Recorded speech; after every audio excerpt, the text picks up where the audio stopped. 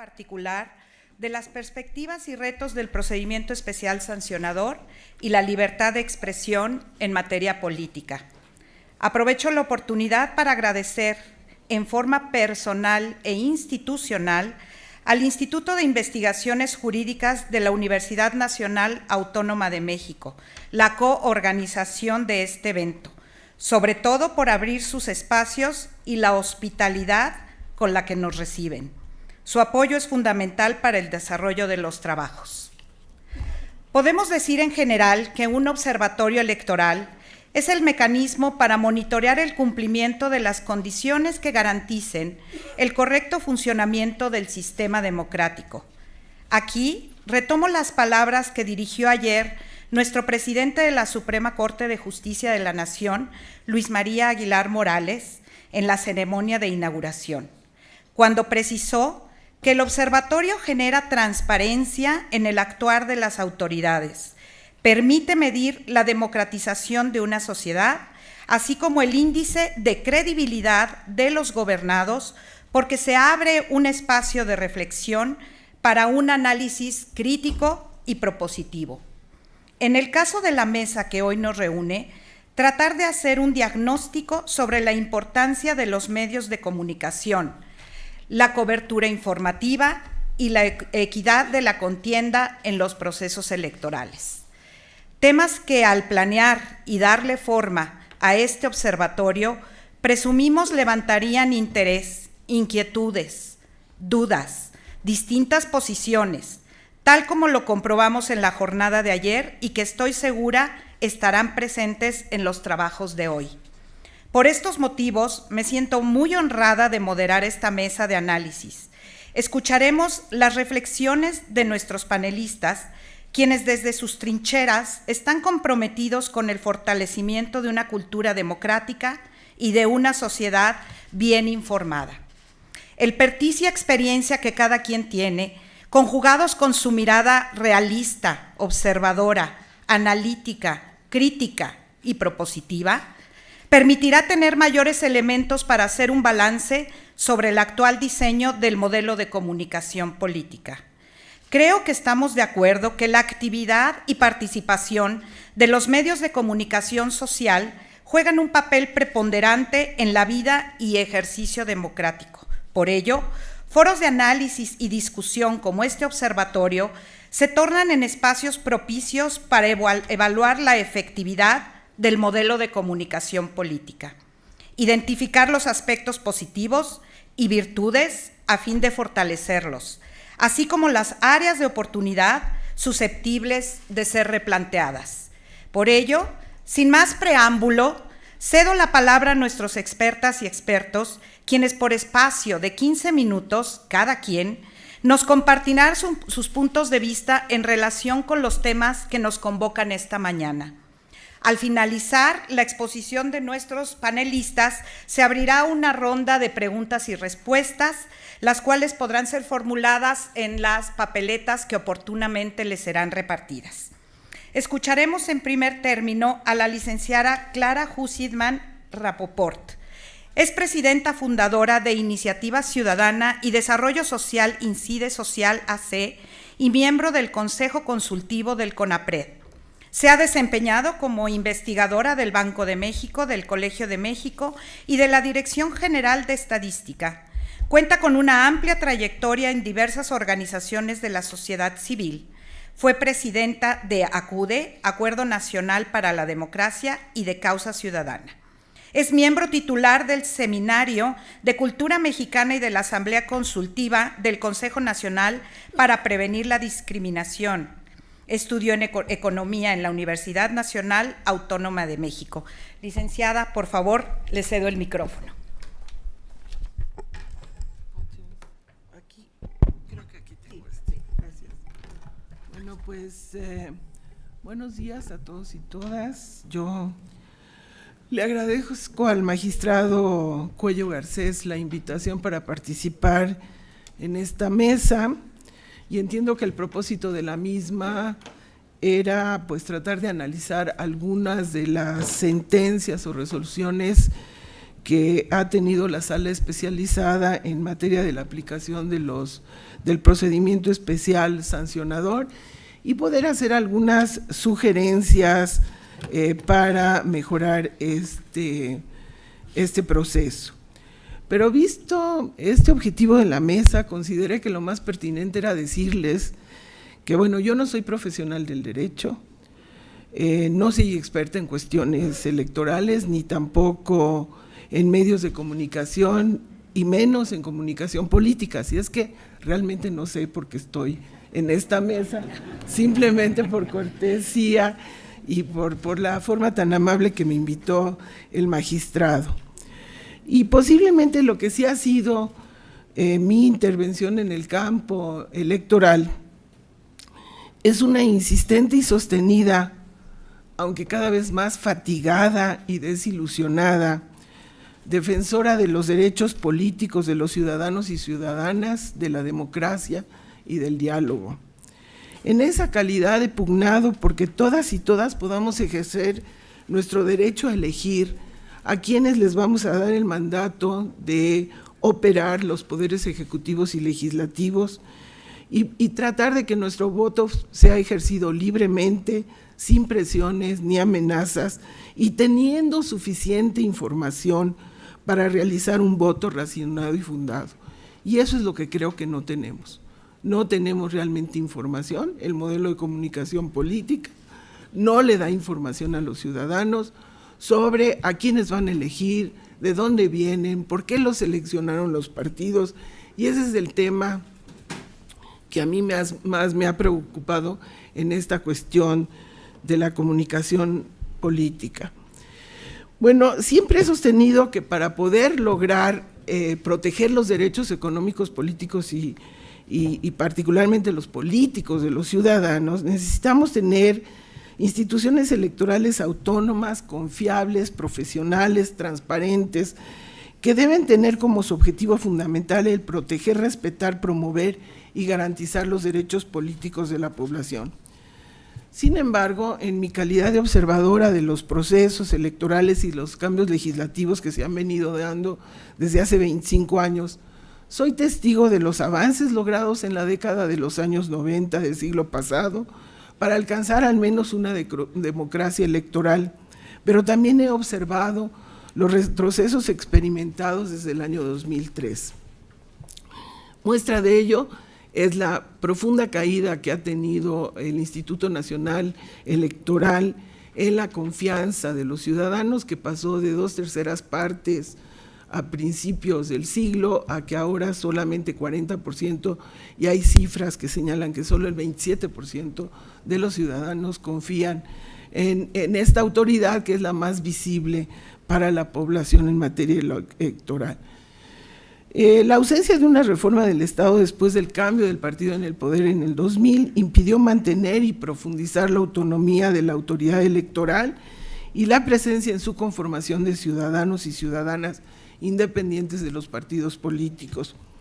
Observamos cómo el número e interés de ciudadanos independientes que participan en actividades cívicas en el campo electoral ha venido decayendo sistemáticamente. Las juventudes actuales están totalmente alejadas e incluso expresan rechazo al tema electoral. Varias razones de esta situación son el desencanto con la democracia electoral, la baja calidad democrática de los partidos políticos. Desde INCIDE hicimos una investigación sobre la calidad democrática de los partidos políticos y es verdaderamente lamentable la falta de democracia al interior de los partidos, la ausencia de diferencias en la calidad del ejercicio de gobierno de unos y otros al estar todos marcados por la corrupción, la impunidad y la ineptitud, y la captura de las autoridades electorales, incluyendo especialmente el pilar ciudadano del Instituto Nacional Electoral, por los partidos políticos y las burocracias profesionales vinculadas a esos partidos. En lugar de avanzar en lo que todos queríamos, o más o menos los activistas cívicos, que era una ciudadanización del INE. Avanzamos en una partidización y en lo que estamos llamando partidocracia. Asimismo, esa ausencia de una reforma de Estado ha impedido hasta la fecha la democratización de los medios de comunicación masiva, en particular de la radio y la televisión, que permanecen controlados especialmente, esta última, por un número muy reducido de empresas que constituyen uno de los poderes de hecho más poderosos del país. Conculcan mediante sus intervenciones en muy diversos campos, especialmente legislativo, nuestros derechos a la libertad de expresión, de información, ahora de réplica, impiden el desarrollo de medios públicos y comunitarios, y su objetivo es fundamentalmente convertirnos en consumidores y clientes de los múltiples productos y servicios que promocionan sin regulación y límites reales. Por su parte, las reformas electorales de 2007 y 2008 y del 2014 también respondieron a los intereses de los partidos y defendieron demandas y desatendieron demandas de las organizaciones ciudadanas y expertos académicos. En 2008 coincidimos en la necesidad de eliminar y controlar la intervención de los poderes oligopólicos de los medios de comunicación en los procesos electorales, eliminando la compra de tiempos en la radio y la televisión para fines electorales por parte de partidos, candidatos o terceros. Pero fracasamos en disminuir el dinero que se destina a los partidos políticos y a las elecciones, en obligar a los partidos políticos a que proporcionaran más información sobre las personas que proponen en sus candidaturas, a una mayor transparencia en el uso de sus recursos y a un blindaje más poderoso contra el uso electoral de los programas sociales, tanto federales como locales, por señalar algunas cuestiones. Ganamos en ese momento contra la telecracia, pero se mantuvo la opacidad y el autoritarismo que se ejerce al interior de los partidos políticos, así como el enorme y creciente costo de las elecciones en nuestro país. Sin embargo, el acecho, la participación y la presencia de los poderosos consorcios de televisión en los procesos electorales es permanente, recurrente, maliciosa y encubierta. Compran, venden, amenazan, prometen, controlan, obstaculizan. Son un poder mafioso omnipresente.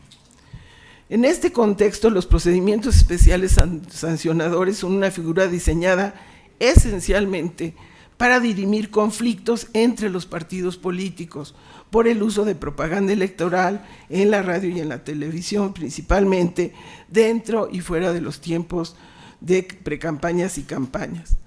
Lorenzo Córdoba señala que el objetivo del PES es sancionar la realización de conductas que vulneren el orden jurídico en relación con la transgresión a las normas sobre propaganda político o electoral establecidas para los partidos políticos y cuando los actos denunciados constituyen actos anticipados de precampaña o campaña.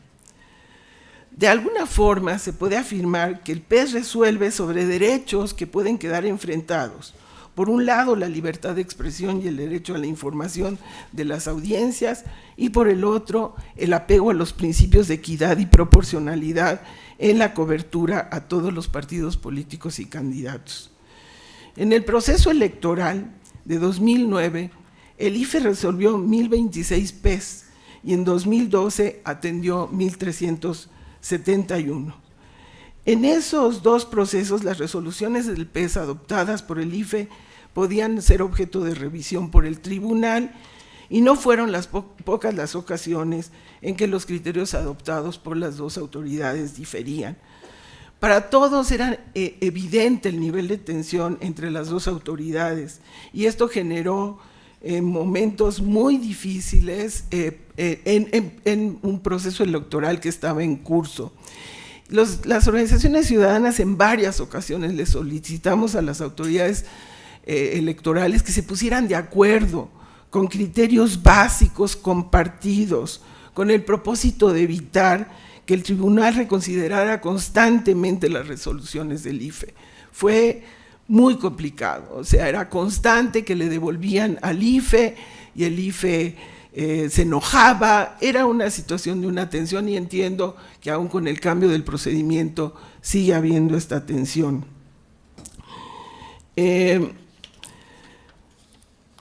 El INE y su consejo en 2009 y 2012 tuvieron que estar destinando un gran número de horas en resolver los PES.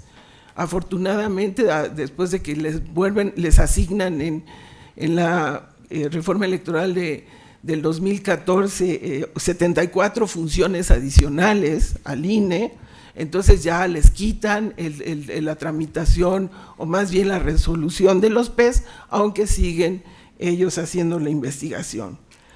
Sin embargo, en sentido estricto, la ciudadanía tiene que seguir sufragando el costo de atender y resolver conflictos entre los partidos políticos y candidatos, que muchas veces son superficiales o frívolos, como los llama ahora la legislación, en donde además intervienen seguramente de manera simulada y oscura los intereses de los consorcios televisivos. Es decir, es un lío entre medios de comunicación, partidos políticos, y tienen metida la autoridad en medio dirimiendo sus conflictos. Y los ciudadanos, bien, gracias, pagamos toda esta actividad, que es lo que a uno le preocupa.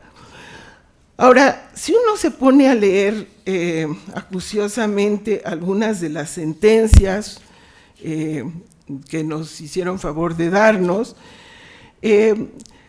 encuentra uno hasta riesgos en estas sentencias, porque le dan pistas a los partidos políticos sobre cómo poder remontar las limitaciones impuestas por la legislación en materia de comunicación política y evitar las sanciones. Un ejemplo es la sentencia relacionada con los reportajes del Partido Verde Ecologista de México difundidos a través de los noticieros de TV Azteca. Fue una de las sentencias que nos dieron. Su contenido y materias de análisis muy acuciosos, realmente con mucho cuidado realizadas, a mí me parece que le dan pistas a los partidos políticos, y es una lectura de: asegúrese de generar noticias durante las campañas relacionadas con las propuestas del partido en materia de política pública, para que se justifique su presentación en noticieros como reportaje. Provoque que sean entrevistadas varias personalidades del partido. Ponga el emblema del partido detrás de los entrevistados, asegurándose que salgan las tomas, y preocúpese que el tema sea tocado simultáneamente en varios medios, como si fuera una noticia que interesó a varios agentes de medios. Es decir, hasta el proceso en que se hace el análisis puede darle pistas a los partidos de cómo violar más fácilmente las cuestiones de regulación en la materia. Es realmente una lástima que el gasto y los recursos que se aplican a los PES se destinen a generar información, no se destinen a generar mayor información para la ciudadanía sobre los documentos básicos de los partidos, sobre los antecedentes y cualidades de sus candidatos y candidatas, y en relación con los resultados alcanzados por sus gobiernos. Esta información sería más relevante para que las personas pudieran ejercer un voto informado y razonado, dado que en la actualidad hay un número creciente de electores críticos y selectivos a los que las campañas espotizadas no les dicen nada, y que han perdido toda confianza en los partidos políticos y en sus cúpulas. Sería deseable, si es que no se hace, que se pudiera sistematizar la información de los PES del 2009, del 2012 y del 2015, indicando al menos la entidad o persona que la demanda, la entidad o persona demandada, el tipo de acto reclamado, el tipo de pruebas aportadas, validez o calidad de estas, tipo de resolución, tiempo usado por las autoridades para revisar y resolver el caso, monto y tipo de sanciones por partido político. Ello con el propósito de que los estudiosos de la materia pudieran encontrar patrones de comportamiento de los demandantes y los demandados, y también se pueda desarrollar una tipología de casos y avanzar en la legislación. Lamentablemente, una conclusión a la que se puede llegar en este tema controvertido entre la libertad de expresión y de información y aquello que constituye propaganda política y electoral de los partidos políticos, es que los estándares, como dicen varios estudiosos, los ha venido colocando el Partido Verde Ecologista de México.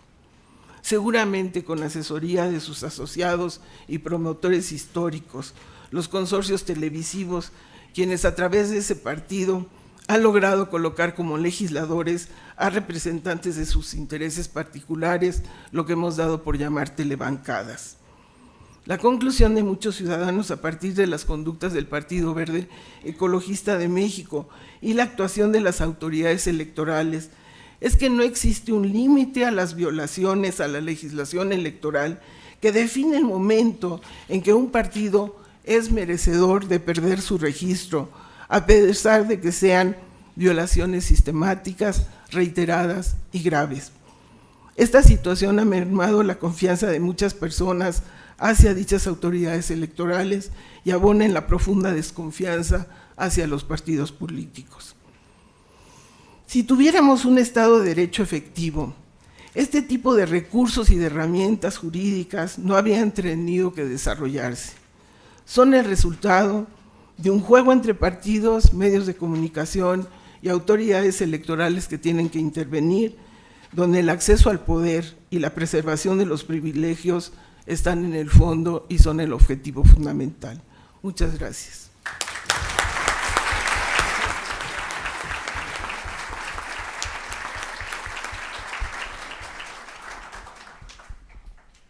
Bueno, pues la licenciada Clara, primero doy la bienvenida en esta mesa a Javier Solórzano Cince. Muchas gracias. Gracias. No, por favor. Gracias.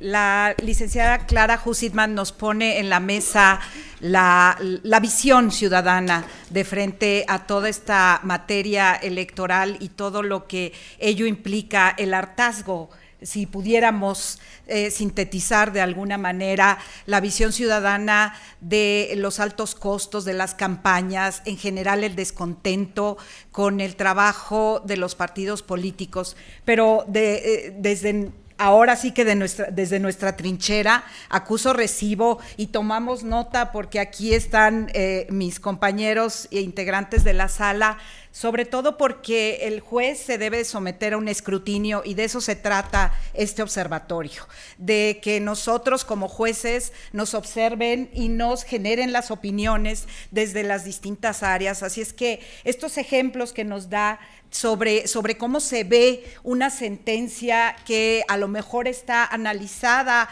bajo perspectivas del orden normativo que tenemos, cómo la recibe la sociedad. Tomamos nota de eso para los asuntos, porque de eso se trata, insisto. Y por otro lado, sistematizar también nuestras sentencias en un listado que tenga algunas otras, porque a lo mejor tenemos escenarios de clarificación de sentencias en cuanto a el tipo de sujeto, el acto impugnado, pero a lo mejor necesitamos otros elementos para que las sentencias aterricen mejor en la sociedad.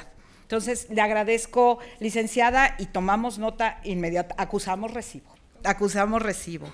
A continuación, vamos a escuchar a la maestra Irene Levi Mustri. Es presidenta de Observatel AC, el Observatorio de las Telecomunicaciones de México, y miembro del Consejo Consultivo del Consumo de la Procuraduría Federal del Consumidor.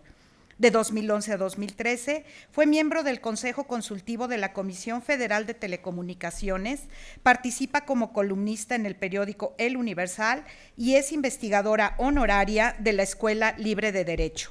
Es maestra de Administración Pública por el Instituto Nacional de Administración Pública de México y licenciada en Derecho por la Escuela Libre de Derecho. Maestra, por favor, tiene el uso de la palabra. Gracias. Muy buenos días a todos. Agradezco al magistrado Coello la invitación a la sala especializada. Los felicito por este foro. Supe que ayer tuvieron un éxito rotundo y espero que el día de hoy sea igual. Empezamos y abrimos con broche de oro con Clara, que es muy claridosa en sus comentarios y por ello la felicito. Yo voy a hablar en este tiempo que tengo sobre el derecho de réplica electoral en específico. Es de todo sabido que se ha aprobado ya, tanto en la Cámara de Diputados como la de Senadores, la Ley de Derecho de Réplica, la reglamentaria del artículo 6º constitucional, después de varios años de omisión legislativa, y nos han propinado un adefesio jurídico, una ley que estaba a punto de ser promulgada y publicada en el Diario Oficial y con ello tendrá vigencia para todos, y que en realidad, en mi opinión, no cumple con los requisitos mínimos que debe tener el derecho de réplica para ser eso, un derecho fundamental y las garantías que tiene que ofrecer el Estado para ejercerlo. Lo que me trae aquí es una serie de confusiones que les voy a plantear a ustedes. No tengo las respuestas a todo esto, tengo quizás algunas opiniones. No tengo las respuestas porque son problemas jurídicos bastante complejos, jurídicos, desde luego también políticos, y que seguramente los jueces y magistrados con el tiempo se darán a la tarea de dilucidar todo esto. Y miren ustedes, el derecho de réplica electoral no escapa de esta problemática. Yo traje una pequeña presentación, un poquito para apoyo visual, pero trataré de explayarme más conforme vayamos pasando las láminas, ¿no? A ver, no podemos hablar de derecho de réplica sin hablar de pluralidad. Tenemos que plantear que en este país tenemos muchísima concentración y la pluralidad, como está definida, no solamente necesitamos diferentes medios de comunicación, sino que esos medios de comunicación no estén concentrados en tan pocas manos. Y nosotros conocemos muy bien cuál es la historia de concentración de los medios de comunicación en nuestro país, especialmente la televisión. En materia política es importante la pluralidad, porque el derecho de réplica no tendría, hablo de materia electoral, no tendría tanta relevancia si hubieran muchos medios de comunicación que dieran voz, que dieran tiempo a todas las opiniones. Entonces, si una televisora, vamos a suponer, tiene cierta filia por un partido político o por un candidato, pues no pasaría tanto si hubiera otros 7 medios de comunicación que respondieran a intereses y a filias diferentes, porque entonces ese candidato o otro candidato, contrario a este que es tan querido por una televisora, podría tener cabida en estos otros medios de comunicación. Pero desgraciadamente, en nuestro país tenemos un escenario bastante complejo en materia de concentración.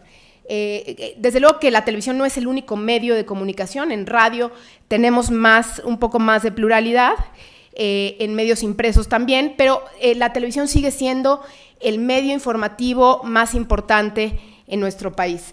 Es ahí donde pueden ustedes ver cómo están los niveles de concentración. Estamos esperando ya la entrada de una nueva cadena de televisión, pero aún no la tenemos. Este es el panorama, desgraciadamente, que tenemos ahora en concentración de medios. No solamente en televisión abierta, sino que en televisión restringida también tenemos una gran concentración. Y es importante porque la penetración de la televisión restringida cada vez es más fuerte y va hacia la alza. Entonces, con un escenario de esta cantidad, 62% de televisión de paga concentrada en Televisa, que acaba de no ser declarada dominante, a pesar de este procedimiento que se le inició, pues no parece muy esperanzador el futuro en materia de concentración de medios y, desgraciadamente, en detrimento del pluralismo en materia de información. Entonces, es importante, es indispensable este pluralismo para alcanzar y garantizar el derecho a la información de las personas. Y es que el derecho de réplica no lo debemos ver únicamente como el derecho que tienen las personas sobre su imagen o sobre su honor. Desde luego que esto es una garantía o un valor que protege la Constitución. Hablando de ciudadanos, de un ciudadano común, ese es el valor número 1, el derecho a la imagen, el derecho a la honra. Pero en el caso electoral, la fórmula se transforma, la fórmula se invierte. Por un lado hablo del derecho de réplica común, cualquier ciudadano que es agraviado en un medio de comunicación tiene derecho a corregir esa información para salvaguardar su imagen.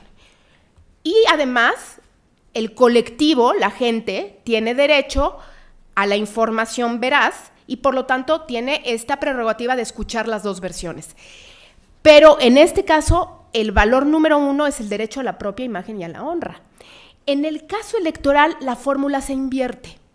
En el caso del derecho de réplica electoral, no importa tanto el derecho a la propia imagen del candidato, del precandidato o del político, sino que importa más el derecho de la colectividad a acceder a una información veraz y a conocer todas las versiones.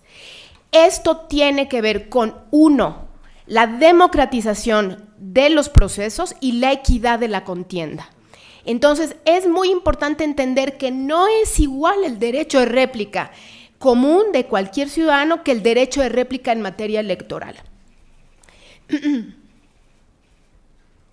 Aquí tienen ustedes 3 definiciones distintas de derecho de réplica. La verdad es que aquí ya vamos entrando a la problemática que es muy delicada en materia de derecho de réplica en general y de derecho de réplica electoral en específico. Tenemos la definición de la Convención Americana de Derechos Humanos, que es cuando, nace este reconocimiento del derecho en México. No es sino hasta 2007 que se incluye en la Constitución. Después tenemos la definición de la Ley General de Instituciones y Procedimientos Electorales y finalmente la definición en cuanto a lo electoral de la ley, yo ya le llamo ley reglamentaria, todavía no se publica, pero todavía no está vigente, pero en los próximos días estará vigente, y aquí están la diferencia de las definiciones. Es muy importante entender que sí hay distinciones que hacen complicado el ejercicio del derecho de réplica.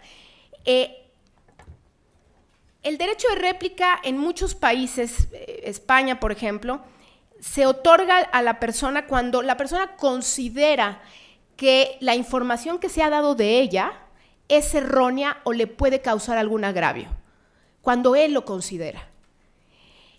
De igual manera en materia electoral.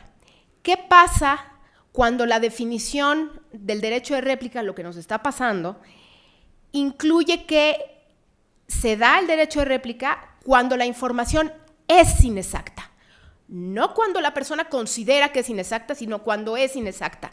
Nos lleva a un problema jurídico y judicial complejísimo porque obliga al agraviado, sea electoral o no electoral, a tener que probar que esos hechos son falsos. Y no nada más lo desprendo esto de la definición incluida en esta cuasi ley. Lo desprendo del propio artículo 25, en la fracción me parece séptima, en la que dice que si el medio de comunicación no otorga la réplica voluntariamente, entonces tendrá que iniciarse un procedimiento judicial ante un juez ordinario, incluyendo en materia electoral, y en ese caso, entonces, el agraviado tendrá que demostrar que los hechos publicados o difundidos son falsos, contrario a lo que todos los que somos abogados y los que no sabemos que es la lógica jurídica, el principio fundamental de que el que afirma tiene la carga de la prueba. Aquí está cómo está regulado en un cuerpo jurídico y en el otro, que es lo que yo les comentaba. Y el otro gran problema que nos presenta esta ley es el procedimiento. Un procedimiento muy poco expedito, un procedimiento con problemas probatorios que va a hacer tanto en derecho de réplica civil, le voy a llamar así, como electoral, que este derecho sea prácticamente nugatorio. Es decir, si el medio de comunicación voluntariamente no decide darle la réplica, difundir la réplica al ciudadano o al candidato, entonces realmente el procedimiento puede llevar semanas o incluso meses, con lo que, imagínense ustedes en una contienda electoral, la votación ya pasó, ya se acabó, ya para qué queremos que haya réplica, el ciudadano se llevó la idea de que tal o cual candidato robó, mató o hizo lo que a ustedes se les ocurra y no hubo manera de escuchar la voz de ese candidato que quería corregir esa información.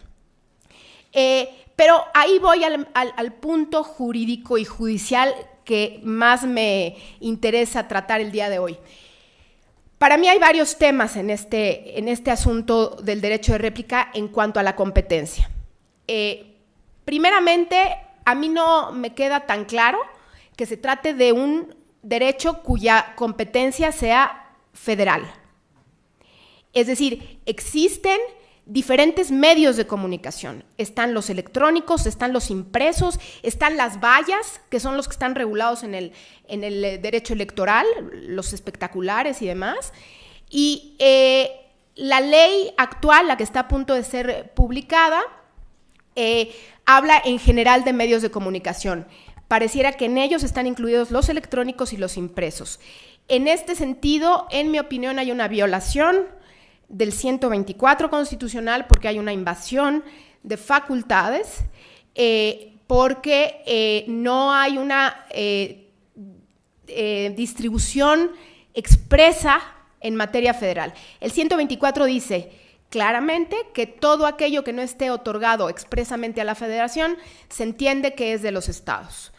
El artículo 73 no establece que es materia federal el derecho de réplica, y solamente hay un artículo, que es el tercero transitorio del decreto de reformas de la reforma en telecomunicaciones constitucional, que dice que en materia del decreto de telecomunicaciones, dice el artículo tercero transitorio, el Congreso deberá expedir la ley de derecho de réplica en un plazo de 180 días naturales, pero remite al decreto de reformas de telecomunicaciones. No hay expresamente una distribución de facultades en ese sentido. Yo lo único que digo es hay que revisar con lupa si esta ley está invadiendo facultades de los estados para legislar en materia de derecho de réplica en cuestión de medios impresos, porque los medios electrónicos sí son competencia federal por el artículo 73. Ahora voy al electoral, que esto es muy importante. ¿Es un juez ordinario el competente para conocer del derecho de réplica electoral? ¿Que no el artículo 41 constitucional ha establecido claramente que es el INE y el Tribunal Electoral los competentes por materia en cuestión electoral? No nada más presenta esto un problema jurídico en ese sentido, sino que presenta un problema en términos prácticos. ¿Es el juez ordinario civil, digamos, idóneo para resolver un tema de equidad en una contienda electoral? ¿Que no para eso tenemos autoridades electorales, tanto un organismo autónomo como un tribunal creados ad hoc para esta materia? Tanto así que existen hoy por hoy leyes locales en materia de derecho de réplica electoral. Los códigos electorales del Distrito Federal, el de Campeche, establecen específicamente regulaciones en materia de derecho de réplica electoral, en los que la distribución de facultades es hacia sus propios organismos electorales. Entonces, el problema que tenemos ahora no nada más es jurídico, sino es un problema de orden fáctico. Realmente ameritaba, y esta es una pregunta que amerita muchísimo estudio, ameritaba tener dos leyes, una ley de derecho de réplica y una ley de derecho de réplica electoral, o un capítulo de derecho de réplica electoral dentro de esta ley, amerita una regulación diferenciada, ambos tipos de derechos de réplica, o no lo amerita. Entonces, en mi opinión, yo creo que más allá de discutir profundamente, que espero que alguien, supongo que hay varios estudiantes aquí o investigadores, se animen a hacer un estudio profundo sobre esto, sobre todo el tema de competencias, que no dudo ni tantito que esto suscite, una vez que se publique esta ley, controversias constitucionales por invasión de facultades, tanto en cuestión material como en cuestión federal a local. Pero bueno, vamos a ver, ojalá se puedan dilucidar estos temas. Finalmente, ¿qué es lo que falta, digamos? ¿Cuáles son algunas políticas que podrían contribuir a incrementar la pluralidad? Vienen nuevas cadenas de televisión, vienen nuevas licitaciones de radio. Ojalá pronto se anime el Instituto Federal de Telecomunicaciones a dictar regulación asimétrica a Televisa en materia de televisión de paga. El tema de propiedad cruzada de medios, es decir, a ver, alguien que tiene televisión de paga, que tenga televisión abierta, que tenga radio, que tenga televisión, eso lo que hace es un monopolio de la opinión. Y el monopolio de la opinión no es sana para los procesos democráticos. Pues yo con esto los espero haber dejado con muchas dudas. Ni me pregunten cuál es la respuesta al final, porque no les voy a contestar. Es decir, yo les puedo dar mi opinión, pero en realidad creo que esto va a meritar un estudio especial, y de las autoridades electorales específicamente, ¿qué van a querer hacer? Si van a animarse a un conflicto de controversia, o qué van a hacer en este tema, pero sin duda amerita muchísimo más estudio, tanto por la competencia como por la equidad en la contienda en materia de derecho de réplica electoral. Muchísimas gracias.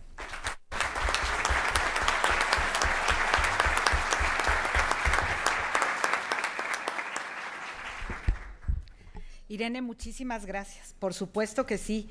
Desde ayer en los trabajos previos a esta jornada se plantearon las cuestiones del derecho de réplica. Me parece a mí que es un tema que apenas empieza, porque evidentemente, como tú lo comentas y nos los transmites, está inserto en el artículo 6º de la Constitución como un derecho del mismo calado que la libertad de expresión, y con tal vez dificultades para su ejercicio. Nosotros en la sala teníamos la competencia, lo debo de decir así, hasta que sale la nueva ley. El 19º transitorio establecía que mientras saliera la ley se tramitaría mediante el procedimiento especial sancionador la vigencia del derecho de réplica. Con esto ya sale de la competencia, como nos pones en un diálogo de reflexión, ya no es competencia en sede jurisdiccional electoral y pasa a la jurisdicción ordinaria. Entonces, tenemos esa tarea, por supuesto. Hay inquietudes que probablemente van a estar presentes también en el auditorio. Bueno, a continuación le voy a dar el uso de la voz al doctor Saúl López Noriega. Es profesor de tiempo completo en el Departamento de Derecho del ITAM. Además, es coordinador del Diplomado en Periodismo Jurídico.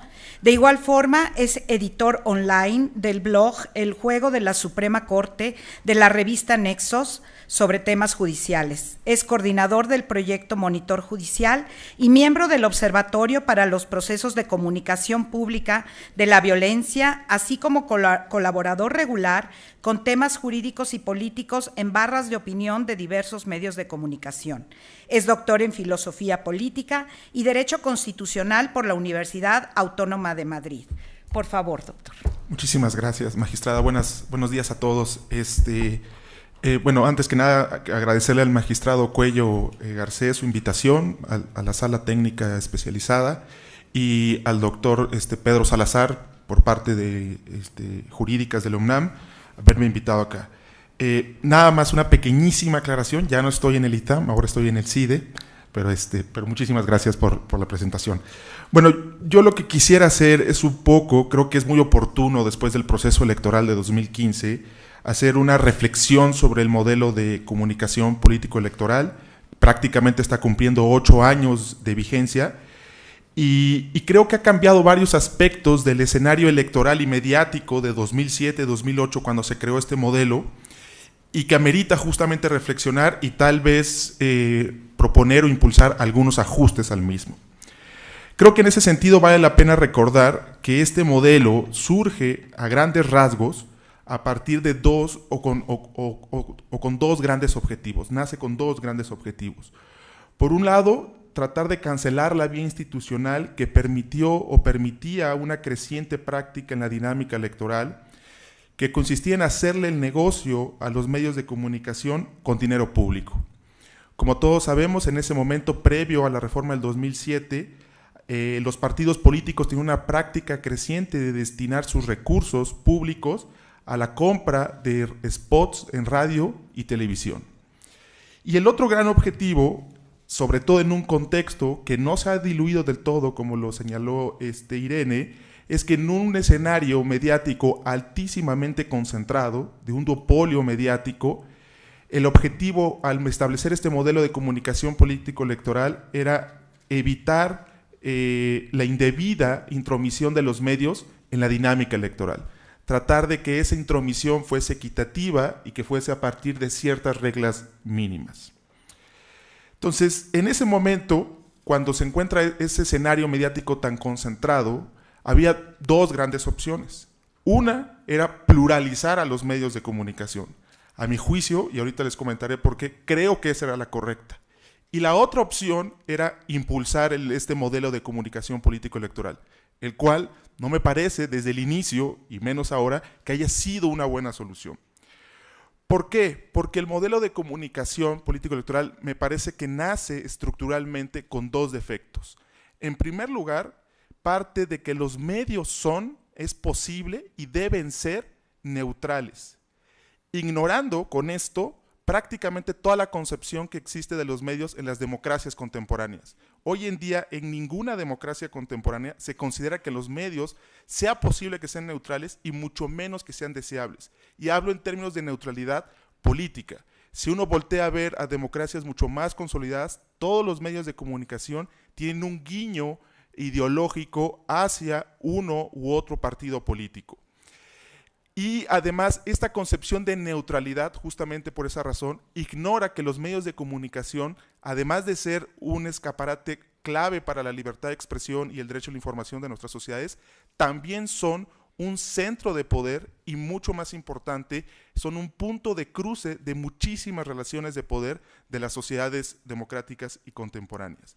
En ese sentido, nuestro modelo perpetúa una concepción extrañísima y cada vez nos quedamos más solos de considerar que los medios son neutrales. Y esto es muy relevante porque, como a continuación les trataré de explicar, muchos de los casos que ha resuelto el Tribunal Electoral en general y por supuesto la Sala Técnica Especializada van tratando de ir cerrando los diferentes huecos que hay para encapsular en esta etiqueta de neutralidad el comportamiento de los medios. Y el otro defecto estructural que me parece con el que nació este modelo es que se construyó en un inicio pensado a partir de un solo lenguaje mediático, que eran los spots.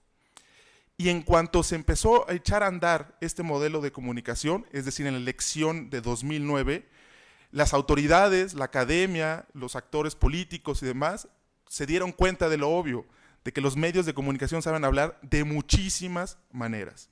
Entonces, si uno revisa, por ejemplo, la historia de los precedentes del Tribunal Electoral o digamos en general de las autoridades electorales respecto a este modelo de comunicación, ha sido una batalla para analizar no tanto el término de los spots, que sí ha habido casos por supuesto, sino qué hacer con entrevistas, reportajes, inclusive usos de cadena nacional, el caso que usó el presidente Calderón en su momento, telenovelas también, para ver si embonan o no embonan en el modelo, si eso se sale del modelo o no se sale del modelo de comunicación político-electoral.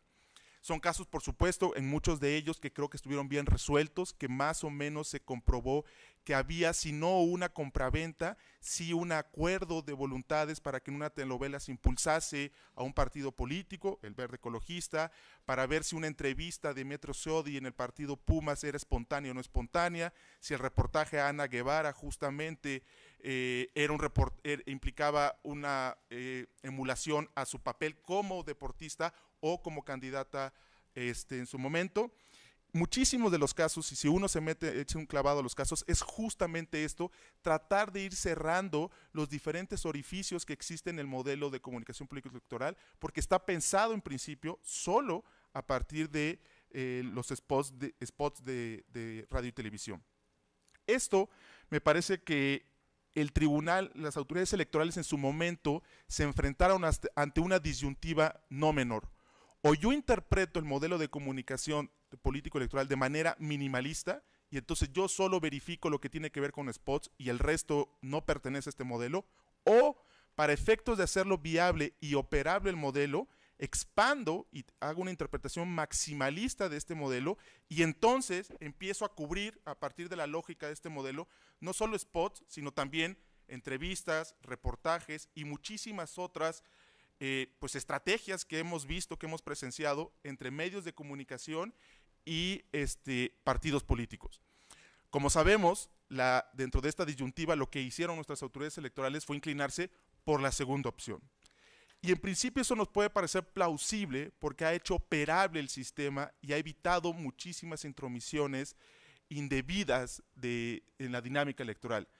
Pero eso ha tenido un costo bastante fuerte que tiene que ver con que ha limitado de manera significativa la libertad de expresión en la dinámica electoral. Creo que ha existido una cosa extraña, es que en nuestro país lo que es una excepción en otras democracias, que es entrar a revisar el contenido de las expresiones políticas y como vía excepcional se somete a un escrutinio constitucional mucho más severo y demás, aquí es la norma. Prácticamente en todos los casos, y no es la excepción los casos de que nos facilitó la sala técnica especializada, se entra a revisar el contenido y sí es muy escrupuloso, justamente. Disecciona los reportajes, esta parte del reportaje sí, esta parte del reportaje no, pero hay un riesgo acá, porque no necesariamente estamos entrando a revisar ese contenido con una metodología constitucional que defina cuándo sí, cuándo no, y bajo qué pautas o reglas metodológicas constitucionales. Claro, ante el escenario mediático, duopolio, concentrado y demás, nos parece políticamente plausible, pertinente, pero jurídicamente tiene muchos problemas en términos de cómo se debe tratar la libertad de expresión política en una democracia. Otro saldo de este modelo de comunicación es que justo como se expulsó del mercado la compra de spots de radio y televisión, es muy complicado, yo diría prácticamente imposible, sobre todo por las facultades que tienen las autoridades electorales, de comprobar que hubo ese acto, ese contrato de compraventa entre un partido político y una estación de radio o televisión. Es muy difícil. ¿Okay? Aún en los casos más escandalosos no ha sido posible encontrar eso. Entonces lo que se ha hecho, nuevamente para hacer viable el modelo y operable el modelo, es darle contenido, utilizar una etiqueta que viene muy bien, que es que está prohibida la compra de radio o de propaganda electoral prohibida, pero también la adquisición de la misma. Y la adquisición de la misma es un cajón desastre. Es el comodín que tienen las autoridades electorales para cualquier cosa que yo no puedo comprobar de compraventa, que insisto, yo no sé de una autoridad electoral que haya agarrado un contrato entre un partido político y una televisora, entonces entramos a la adquisición. Y también ahí nos puede parecer plausible el que usen esa etiqueta, porque hay casos muy sencillos de resolver. Por ejemplo, un caso que nos pasó a la sala técnica es el que tiene que ver con las llamadas vallas electrónicas y unimetas en los estadios de fútbol, en concreto el Estadio Azteca, y la transmisión, por supuesto, de un partido, que toda agencia de publicidad que vende es un espacio en estas vallas, sabe que indirecta y tangencialmente va a tener una caja de resonancia en la televisión. Entonces ese está relativamente sencillo. Esto es adquisición, yo no sé si se pusieron de acuerdo, pero no hay ningún neófito en este enjuague, todos saben lo que implica estas vallas, tanto las de la agencia de publicidad como los partidos políticos, como las televisoras. y no es necesario el acuerdo de voluntades, agrega la sala técnica, puede ser unilateral, que uno de los jugadores quiera esa caja de resonancia, y entonces ese caso nos gusta, está sencillo, bien ahí. Es una trampa muy vulgar por parte del Partido Verde y por parte de las televisoras y de las vallas, se resuelve bien. Pero no siempre es así. Otro caso justamente que nos pasó a la sala técnica especializada tiene que ver con los reportajes que se transmitieron en TV Azteca, en los noticieros Hechos, donde estos reportajes traían varias propuestas o políticas públicas impulsadas por el Partido Verde y el PRI, y que en muy buena medida tenía como actor principal, no era el único, pero como actor principal, la candidata a la delegación Miguel Hidalgo por estos partidos políticos. Pero entonces ahí ya no es tan feliz el uso de la etiqueta adquisición, porque lo que hace la sala técnica es que dice, bueno, todo el reportaje está bien, me parece bien, pero esta última etiqueta donde hay una emulación, a mi juicio, una invitación a votar por el PRI y por el Verde, la sala superior lo corrige. Pero si uno revisa las dos decisiones, tanto de sala técnica como sala superior, nos puede gustar más una, ninguna, o no nos gusta, o nos gustan las dos, etcétera, pero hay un riesgo porque prácticamente ahí ambos tribunales, ambos órganos judiciales están entrando al escenario del decisionismo judicial. Es muy sencillo que la sala técnica hubiera dicho lo que dijo la sala superior, o que la sala superior hubiera ratificado lo que le dijo la sala técnica. Es una línea muy, muy, muy tenue. ¿Y por qué se ha vuelto muy tenue? Porque justo, y eso es una cosa rarísima en cualquier democracia consolidada o que aspira a consolidarse, que es que los órganos judiciales, al momento de revisar materia electoral, se han tenido, justamente por el problema de que todo está pensado por spots, están atacando por otros lenguajes mediáticos, entonces los tribunales lo que están haciendo es verificar si ese lenguaje mediático, en este ejemplo que les estoy dando de la sala técnica del reportaje, es un ejercicio periodístico genuino o no genuino. Y bueno, pues esta es una discusión prácticamente entre abogados. Entonces, ¿qué es lo que pasa cuando unos abogados, jueces, tienen que definir eso? Entonces empiezan a diseccionar y construir qué es un reportaje conforme al canon periodístico de Carlos Marín y Vicente Leñero, y no porque sea un mal canon, sino porque entonces uno piensa decir, es papel de una autoridad judicial definir qué es un reportaje, qué es una entrevista, y si esto se ciñe, lo que está bajo escrutinio, se ciñe o no a esta definición canónica. Creo que hay una cosa donde se deja de discutir etiquetas, nociones y conceptos constitucionales y empezamos ya a discutir con mayor o menor pericia cuestiones enteramente periodísticas. Y creo que si bien es cierto que es complicado, insisto, no es un ataque frontal a las autoridades judiciales, porque creo que era una vía inevitable si querían hacer operable y más o menos blindar el modelo, pero también es francamente ridículo que lleguemos al grado de discutir si es o no reportaje, porque en este caso la sala técnica disecciona el reportaje, se va a la sala superior y dice, pues sí, cumple perfectamente con el reportaje, y estos últimos frases sí, en fin, es algo muy extraño, es muy, muy extraño por decirlo menos. Y otra cosa, digamos, que al utilizar esta etiqueta de adquisición es que nuevamente, si ya vamos a entrar a esa etiqueta de adquisición para usar la cajón desastre, blindar el sistema, nuevamente creo que ahí sí es muy relevante construir metodologías y decir cuándo sí, qué es adquisición, cuándo no le entramos y demás. Porque mientras la adquisición es para atacar al Partido Verde, que no es muy popular en muchos segmentos de la población, no nos fijamos mucho en ocasiones de la precisión o de la delicadeza constitucional con la que se sanciona. Pero cada vez que se utiliza la etiqueta de adquisición sin ninguna metodología clara, sin una definición de cuándo sí juega o no cuándo juega adquisición, estamos abriendo una puerta a la discrecionalidad jurisdiccional amplísima, muy, muy amplia, y con costos que, insisto, mientras sean para el Partido Verde, a muchos nos puede decir, está bien, pero eventualmente esos criterios pueden revertirse para otros jugadores. ¿Okay? Entonces, digamos, lo que creo que implica esto es que el modelo tiene fallas porque aún en esta idea de tratar de irlo cerrando, también hay casos que no me parece que, es decir, el sistema trata de cerrar muchas cosas, tiene estos costos, de acuerdo o no, no sé si están de acuerdo o no, pero son estos costos que yo creo que tiene. Pero a su vez el sistema tampoco cierra completamente. Hay otros dos casos que nos ofrece la sala técnica especializada para estudiar, y es el caso de en su momento candidata, hoy ya jefa, hoy ya delegada, Xóchitl Gálvez para la Miguel Hidalgo, y de Cuauhtémoc Blanco para la alcaldía de Cuernavaca. Los dos casos son interesantes porque en el caso de Xóchitl Gálvez se ataca que haya tenido tanta entrevista y tanta repercusión mediática el hecho de que se le negó primero el registro y luego impugna y gana finalmente el registro. Y en el caso de Cuauhtémoc Blanco es en el día justo de la elección, el 7 de junio, hay un programa donde se habla sobre sus cualidades estrictamente futbolísticas. Entonces lo que hace la sala técnica, de manera correcta yo creo, es, pues aquí en ningún momento se habla de su carrera política o de sus propuestas políticas o etcétera, es algo futbolístico y en esto algo pues litigioso, que es noticia, evidentemente. Sin embargo, eso no significa que la intuición de los demandantes no haya sido correcta, porque esa cobertura mediática pudo haber tenido repercusiones electorales. Digamos, el electorado cambia mucho y hay siempre, cada vez que nosotros vamos a votar, hay un criterio de relevancia y distintivo por el cual votamos. Y alguien puede decir porque es un buen orador, porque es guapo, porque es guapa, porque ha sido muchas veces candidato, y ya que gane alguna, en fin, hay muchísimas opciones que uno puede dar.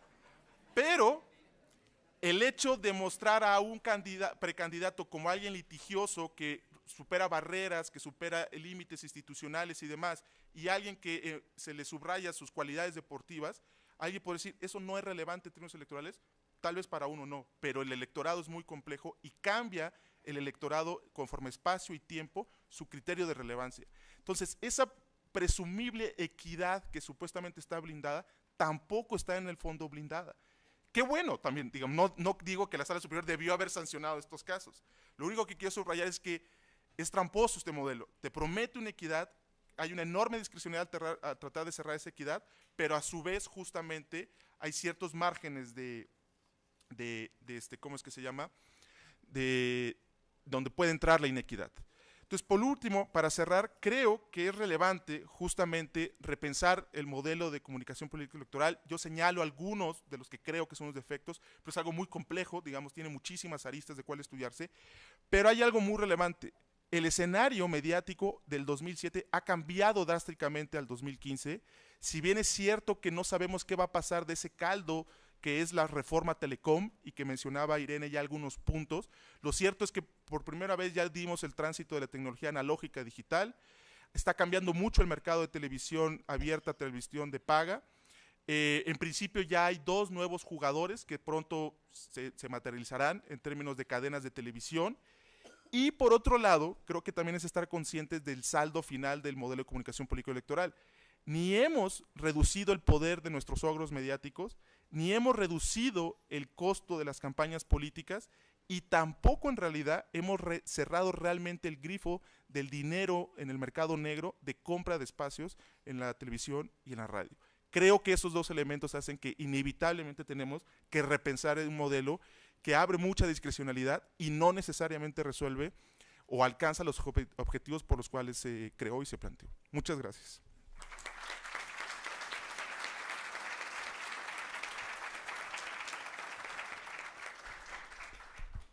Doctor, muchísimas gracias. Nos pone sobre la mesa los déficits del modelo de comunicación política en cuanto a la neutralidad, si esta se debe de observar o no en los medios de comunicación, y el lenguaje que tienen los políticos mediante los spots y si esto es realmente lo necesario. Creo que también el hecho de que nos hayan leído las sentencias y nos den esas reflexiones, a nosotros como órgano jurisdiccional, les repito, nos sirve porque tenemos tal vez la línea de la libertad de expresión, pero además a lo mejor en esa tarea de privilegiar la libertad de expresión nos hemos metido a los contenidos, cuando a lo mejor son terrenos que deberíamos de dejar en la absoluta libertad de los medios de comunicación. Por supuesto que vamos a releer nuestras sentencias, a verificarlas, nosotros también hacer una autocrítica para ver cómo realmente las recibe la ciudadanía. Muchísimas gracias, doctor.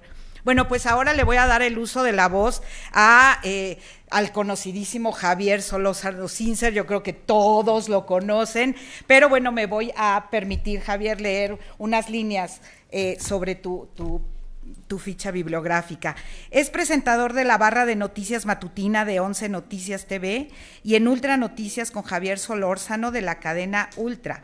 También conduce el programa Mesa de Diálogo, transmitido en el canal del Congreso, y modera el programa Universos de Uno TV.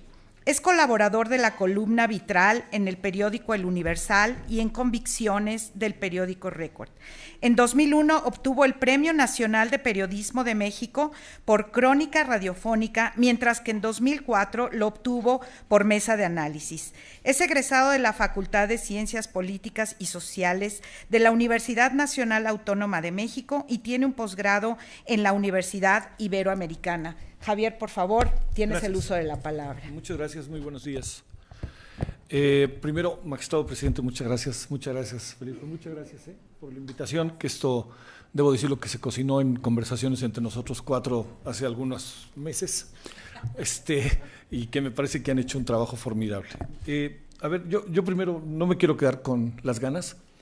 El tema del derecho de réplica, yo hablé con Irene Levy hace 2 semanas. Le dije, ahí viene, y me dijo Irene, ya saben cómo es Irene, ya la están conociendo, pero dijo algo que me llamó la atención. Dice, como están las cosas, como está la nueva propuesta, yo me quedaría como están las cosas. Le digo, de plano, sí, no las movería. Y como están las cosas, no sé si se han dado cuenta, Si alguno de ustedes es sujeto de una noticia en la cual se esté desacreditando sin bases su persona, pues si es el periódico Reforma y les viene bien, les hacen una entrevista y pasan la página 50, Y si es Televisa y TV Azteca, ahí se ven. ¿Dónde estamos los ciudadanos? ¿Dónde empieza y dónde termina eso? O sea, lo del derecho de réplica es mucho más serio de lo que parece. Y no hablo de las elecciones, porque ahí el terreno es otro. Porque ahí hay un momentum de la sociedad en donde todo se atiende. Pero pensemos en cualquier otro caso, una persona que eventualmente está en un lugar en el peor momento y resulta que se la llevan al baile, tal cual. Y también quisiera decir otra cosa, de lo que decía Saúl, que sí me quiero meter. Tiene toda la razón. O sea, nos vamos a meter ahora a ver cómo son los géneros periodísticos para que los magistrados decidan, este reportaje entonces sí cabe. Los géneros periodísticos tienen años que se perdieron como tal, hombre, todo se junta. Vean ustedes un artículo y es la opinión, más la opinión de no sé quién, más no sé qué, más no sé qué tanto, más la investigación. Eso se acabó. Entonces son cosas que hay que redefinir. Yo soy optimista razonable, que quede claro, no puedo no serlo. Pero déjenme decirles que creo una de las grandes preguntas que nos tenemos que hacer es, ¿qué son los medios? ¿De qué juegan? ¿Para quién juegan? ¿Cómo juegan? Yo primero diría que la reforma en materia de telecomunicaciones tiene un lado muy bueno, que tiene que ver con las telecomunicaciones, y muy desigual, que tiene que ver con la radiodifusión. ¿Quién puede en este país comprar un canal de televisión? ¿Quién? ¿Ustedes creen que van a pensar libremente y pluralmente? Fíjense, uno de los que lo compró no le alcanzó. Y el otro que lo compró, pues es dueño de hospitales, de medios de comunicación, de periódicos. Creo que se va a meter ahora en aviones, en fin, ¿no? Aeropuertos. Entonces, la concentración de la riqueza es el problema central. O sea, con todo respeto para los senadores y para los diputados, aprobaron una reforma en materia de telecomunicaciones en donde prometieron más de lo que se hizo. Porque la reforma planteó claramente que en la multiprogramación iban a pensar en los universitarios, se iba a abrir totalmente todo el proceso de la comunicación y se iba a buscar la esencia del asunto. La pluralidad, ¿dónde está? No va a pasar, Por eso, en esta parte de radiodifusión, a mí me parece que el tema de radio me llama mucho más la atención, ¿no? Yo quisiera, porque además estamos en un asunto que es muy importante, entre estación y estación hay una medida de 800 MHz, entonces, si se baja a 400, que este es un asunto muy importante, quiere decir que entre una estación y otra estación de FM en la Ciudad de México puede entrar una, pero si no, no va a entrar ninguna nueva estación en la Ciudad de México, y todas van a ser, son 200 y tantas las que se van, ¿no? Si no me equivoco, las que se van a licitar. Bueno, todo ese preámbulo es porque hay batallas largas en materia de medios de comunicación que yo creo que es importante reconocer. Por ejemplo, hacia finales de los 70, era el secretario de Gobernación, don Jesús Reyes Heroles, y tuvo una afirmación para mí inolvidable. Dijo, recordando a Hans Magnus Enzensberger, se están manipulando las conciencias. Imagínense a finales de los 70 esto. Se cambió parte del código, ustedes recordarán, del código político de este país, en los procesos electorales hubo más participación, y luego se vino una cosa que se llamó el derecho a la información.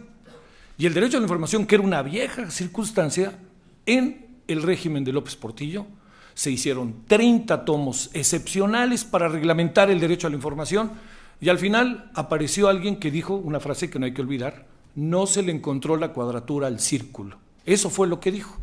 Y quien lo dijo fue un hombre que era al mismo tiempo que diputado, ojo, no es nuevo, al mismo tiempo que era diputado, era dueño de estaciones de radio. Que ese está siendo uno de nuestros grandes problemas. Palabra clave hoy en día, palabras claves, conflicto de interés, palabras claves que no podemos pasar por alto. Todavía, por ahí, cuando Carlos Salinas de Gortari hizo la venta de garage del país, recordarán que se vendió una cosa que se llamaba Imevisión y luego se llamó TV Azteca. Bueno, cuando se vendió Imevisión, ya TV Azteca como concepto, recuerdo muy bien que un grupo de trabajadores esforzados de aquella empresa, fuimos a ver a quién era el secretario de Hacienda y le dijimos: señor secretario, no vendan un medio público, no lo vendan, ¿por qué no creamos aquí una BBC? Hagamos algo, pensemos. Y dijo: no, nosotros vamos a tener el control, y si no tenemos el control les bajamos el switch. Y tiempo después ellos le bajaron el switch al poder político. Porque este es el gran asunto que tenemos que pensar. ¿Qué son los medios? ¿Para quién juegan? ¿Dónde están parados? Y yo les diría algo fundamental: ¿dónde están los medios públicos en todo este proceso?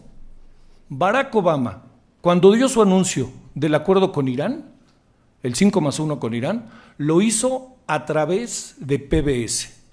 ¿Ustedes se imaginan al presidente Enrique Peña Nieto informando sobre un aspecto fundamental de la reforma educativa en otro canal que no sea en el 2? ¿Ustedes creen que van a correr ese riesgo para la pluralidad? Porque la pluralidad hace a medios importantes, porque coloca las diferentes formas de pensamiento a través de los medios. Yo les plantearía algunas ideas centrales que fue cuando platicamos y dije, me parece que esto podríamos pensarlo. Primer asunto importante, creo que seguimos sin tener transparencia en los medios de comunicación.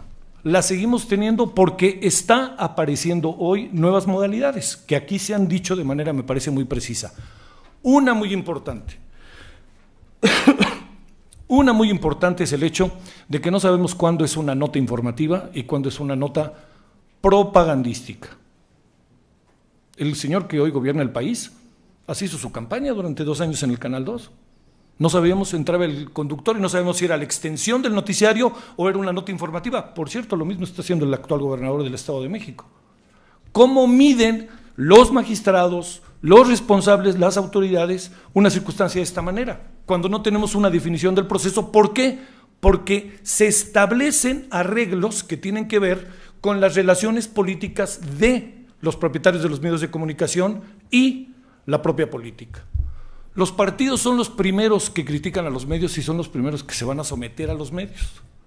¿Recuerdan ustedes a un señor que se llama Santiago Krill, que un día porque dijo una cosa fue, técnicamente se llama difuminado?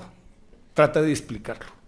Imagínense que estamos aquí todos y entonces hacen una toma de todos, pero resulta que cuando aparezco yo estoy así, pero no aparece mi cara, ¿no? Lo hicieron en el Canal 2. Con la mano en la cintura, difuminaron al señor Santiago Krill solo porque estaba a favor de una circunstancia que tiene que ver con una discusión sobre medios de comunicación, ni siquiera algo tan trascendente. Yo creo que primero tenemos que pensar en la transparencia, y es un asunto que cae en el INAI, pero es un asunto que cae en la necesidad de fortalecer las reglas en materia de los medios de comunicación. Eso es clave. Segundo, yo creo que también, como un elemento fundamental, es que los medios de comunicación se siguen manejando con 2 cuentas. La cuenta de la cual dan resultado, avisan, informan, el propio Instituto Nacional Electoral hace sus cuentas y dice se gastaron 35, 40 pesos, y la otra cuenta, la cuenta que es por fuera. Un hombre y varias, creo que se dijo, me parece con mucha precisión hace rato, una persona que es entrevistada y uno no sabe por qué aparece el mismo día en los 10 noticieros. O uno no sabe por qué algunos funcionarios se la pasan siendo entrevistados siempre en el mismo noticiero. Todo eso no es un asunto tan aleatorio, es un asunto que tiene un sentido. Tercero, estamos también ante una variable muy importante de medición que sí creo que los tribunales, el propio Instituto Nacional Electoral está teniendo dificultades y no es tan fácil. Tenemos cada vez más cadenas locales de mayor peso. Por ejemplo, permítame recordar una anécdota para mí inolvidable y hasta penosa, que estando hace muchos años en lo que era Imevisión, yo dije, oigan, hay mucho tránsito en Picacho, tenga usted cuidado y por favor, ¿no? Pues le dedicamos 2 horas, 1 hora, porque logramos conseguir una exclusiva. Así pasa, ¿no? Es la exclusiva. Y de repente pues alguien habló de Hermosillo. Oigan, ¿y a mí qué fregados me importa lo que pasa en Picacho? ¿No? Las televisoras nacionales deben ser nacionales y por eso las televisoras regionales cada vez son más importantes. Por eso cuando hubo las inundaciones en Tabasco, el canal local fue más importante que cualquier otro canal de televisión. Entonces, ¿cómo hacerle para medir esos procesos en donde tienes una televisión nacional y no te es tan fácil cortar la señal para los diferentes estados, como se hace en Estados Unidos? Ese es un asunto que tenemos que cada vez discutir más a detalle a pesar de lo que ha hecho el INE. Cuarto, hay un nuevo actor y ese actor, que no es tan nuevo, son las redes sociales. Las redes sociales van a jugar un papel muy importante, ya lo están jugando, pero les quiero recordar algo. En este país diariamente, 60 millones de personas se exponen a la televisión. Y si ustedes se dan cuenta, no es tan fácil ganar a través de una red social o a través de un tweet o a través de lo que se está haciendo. Esto todavía lleva tiempo con un país que tiene 52 millones de pobres y que además no ha llegado el internet hasta donde uno quisiera que llegara. Y no todos tienen un teléfono, y si lo tienen el teléfono, no lo tienen con todos los servicios que quizás la mayoría de los que estamos en este auditorio lo tenemos. Es muy importante entender el crecimiento de las redes, pero es muy importante atajar de ya las tentaciones de inhibirlos, porque las redes tienen en el fondo un espíritu contestatario, a pesar de que fueron creadas para hacer el gran negocio del siglo. Y yo diría también, tampoco sobrevaloremos a las redes, porque detrás de las redes, ¿qué está? El anonimato, el insulto y la cargada. Hay una nueva forma de cargada. Antes la cargada ya sabíamos cómo era, ahora también. Júntate unos cuantos y recuerden el domingo 7 de junio y por las que han pasado los del tribunal, porque el Piojo Herrera dijo, no sabía que estaba apoyando a alguien, ¿no? Y todos los otros famosos decían, no sabía que yo estaba apoyando al Partido Verde. ¿Cómo fregados? No, hombre, por Dios, ¿no? ¿Y eso cómo lo medimos? Y ahí viene lo que dice Saúl, ¿cómo le hacemos para medir eso? ¿Y cómo los frenamos y cómo los atajamos? Los atajamos, claro, la libertad de expresión. Vean lo que está pasando con el documental que está presentándose ahorita sobre Iguala de Jorge Fernández. Bueno o malo, ya salió alguien que diga que no pase. Por Dios, hombre, por más malo que sea, que pase. Así funciona esta sociedad. Diría otra cosa. El tema de Jaime Rodríguez Calderón se convierte en un tema digno de caso, estudiantes. Digno de caso. ¿Por qué razón? Porque Jaime Rodríguez Calderón, independientemente de que su pasado, de que él era del PRI, que no le dieron la diputación, acabó siendo candidato a gobernador y les pasó por encima sin las televisoras. Y las televisoras hicieron todo lo posible para que él no fuera el candidato ganador y al final le llevó casi 2-1 a una muy buena candidata que tenía el PRI, que era Ivonne Álvarez. Esto lo cuento por lo siguiente, porque él sí ganó por las redes sociales. Y han de decir, pues este cuate se está contradiciendo. No, no es lo mismo Monterrey que la ciudad de Tapachula. No es lo mismo Monterrey y Nuevo León con su poder adquisitivo y con la fuerza que tienen grupos empresariales en donde todos ya están de alguna otra manera en un 70 o 80% de acceso a las redes sociales y eso los coloca en otra circunstancia. Es un estado con muchas universidades, con un gran desarrollo industrial, tiene una tasa de desempleo muy baja y esto es una variable para considerar. El costo de la democracia, voy cerrando, no está, el costo, lo que cuesta la democracia, no está resolviendo los problemas de la democracia. Y esto me parece sumamente relevante. ¿Por qué razón? Porque no nos hagamos. Todos tenemos una inconformidad y una desconfianza abierta con lo que está sucediendo y particularmente con los aparatos que son las instituciones que nos permiten asir el desarrollo de una sociedad. Entonces, ¿qué quiere decir? Si no hay confianza en las instituciones, vamos a seguir gastando cada 3 años, más y más y más, hasta que algún día se nos acabe el dinero. ¿Por qué razón? Porque ¿por qué es tan cara la democracia mexicana? Porque se fundamenta en la desconfianza, porque queremos generar confianza. Entonces somos capaces de cualquier esquina ponerle ahí un nuevo candado que significa una nueva inversión. Las elecciones son, perdónenme, no sé si piensen lo contrario, son absurdamente adineradas. Es una cantidad de dinero la que se gasta. Fíjese, doy un dato: 5,199,696,918 pesos es la cantidad que entregó el INE a 10 partidos políticos a partir de ahora. Es mucho dinero. ¿Por qué? Porque como prevalece la desconfianza, nadie se atreve a decir mejor no. Y los partidos, que se convierten en rentas o franquicias, o se acaban peleando, y cuando uno necesita una unidad de nación, se acaban peleando, pues acaba sucediendo todo lo que les cuento. Voy cerrando y digo, yo sí creo que hay avances significativos. El país que éramos en los 90, en los 80, en los 70, a lo que somos ahora, sí ha cambiado.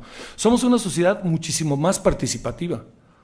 Vean ustedes, somos capaces de cerrar una calle si no hay agua. Eso no pasaba hace 20 años.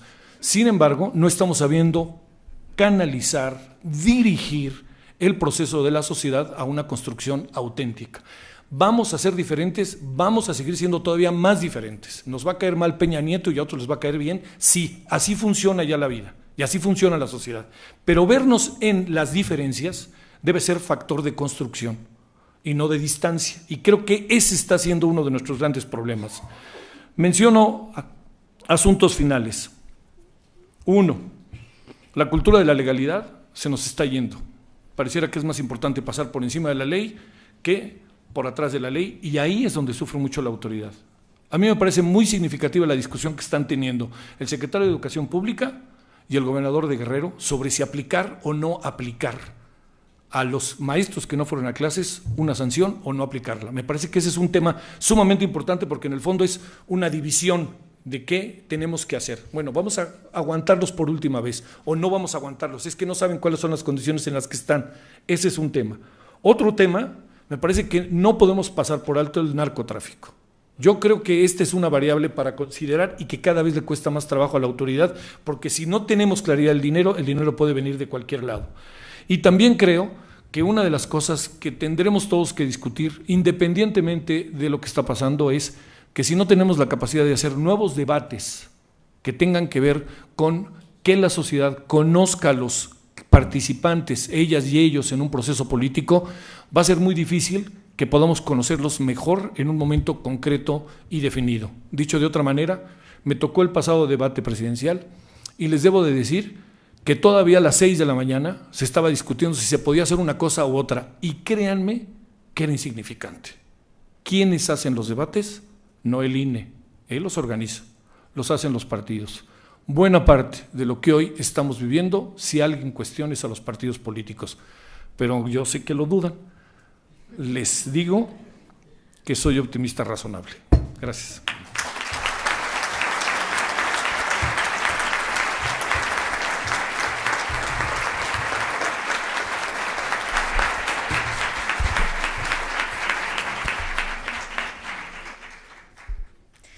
Javier, muchísimas gracias. Realmente, como se los anuncié desde el inicio y todavía nos falta nuestro queridísimo amigo Santiago, las diferencias de criterio, las visiones de las distintas áreas de este modelo de comunicación política, era muy importante tenerlo en este observatorio. ¿Por qué? Porque ahora vemos, obviamente, el tema del derecho de réplica, que va a estar, efectivamente, ahí lo vamos a tener, pero nos pone un ingrediente que es la visión, al menos de nosotros, desde el área jurisdiccional, qué son los medios de comunicación, realmente cómo operan, qué hay detrás de los medios de comunicación. Nosotros tenemos que ser sensibles hacia todo ello, a lo mejor lo hemos sido, pero en el ánimo de resolver los asuntos, a lo mejor hemos invadido terrenos que deberíamos de no tocar, pero efectivamente el tratar de blindar la certeza del proceso electoral, la certeza de los ciudadanos y tratar a lo mejor de que se allane el camino hacia una jornada jornada electoral depurada nos ha llevado a tocar terrenos un poco complicados. Las redes sociales, son muchos los temas, pero tal vez por las inquietudes, las redes sociales sin duda es algo que ya se nos ha presentado. Hemos tenido asuntos de redes sociales, el fenómeno del ahora gobernador de Nuevo León es un tema para investigaciones, efectivamente, porque para nosotros va a ser útil para los siguientes procesos electorales en donde seguramente las redes sociales jugarán un papel. Bueno, ahora le voy a dar la voz a nuestro fiscal especial para la atención de delitos electorales, nuestro amigo Santiago Nieto Castillo. ¿No? Bueno, le damos el uso de la palabra, todos lo conocen, está también en su casa, así es que Santiago Nieto me distingue con la posibilidad, todos lo conocen, pero bueno, Santiago, te doy el uso de la palabra. Muchísimas gracias. Muchas gracias. Muchas gracias a la magistrada Gabriela Villafuerte por la invitación, por supuesto al magistrado presidente Quiserio Cuello, magistrado Felipe de la Mata. Sí, como decía la magistrada Gabriela Villafuerte, me siento en casa. Muchas gracias, María Marván, por la invitación. Siempre lo digo cuando estoy en esta mesa, pues yo he pasado 2 veces de mi vida profesional en el Instituto de Investigaciones Jurídicas de la UNAM y es para mí siempre un honor estar aquí frente a ustedes. Agradeciendo mucho la presencia de los consejeros, magistrados electorales de las entidades federativas, el visitador del Tribunal Electoral, Rubén Becerra Rojas Bertis, magistrada Claudia Barbosa, el fiscal Nucamendi del Estado de Tabasco. Muchas gracias a todos por su presencia. Bueno, lo que yo quisiera primero plantear es un reconocimiento.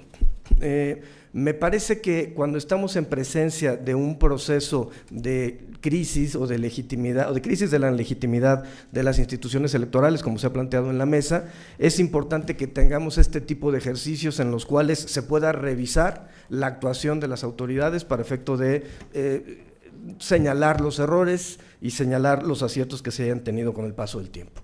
Esto es un ejercicio de transparencia y rendición de cuentas y bueno, felicito mucho a la Sala Regional Especializada del Tribunal Electoral del Poder Judicial de la Federación por este incentivo. Ahora, me tocó hablar sobre medios de comunicación y equidad en el proceso electoral.